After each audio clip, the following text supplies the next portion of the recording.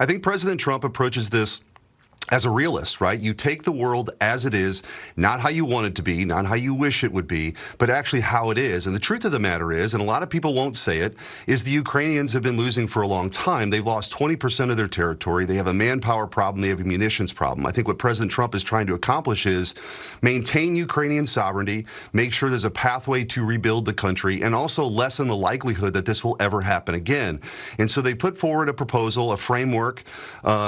Secretary of State Rubio, the Secretary of the Army Driscoll, they're all in Geneva right now working with the Ukrainians, working with the Europeans to try to get to some consensus here on the 28 points. I would say that most of those, at least half of those, have been talked about for a long time, and there's a lot of agreement.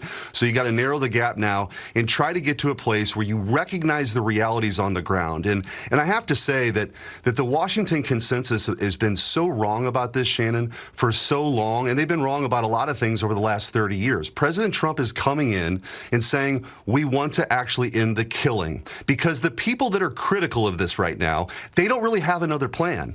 And they live in this fantasy world that another round of sanctions or another round of weapons or another round of cash is going to solve the problem, and it won't. And so I think you recognize the realities and you try to bring the parties together to end the war and make sure this doesn't happen again.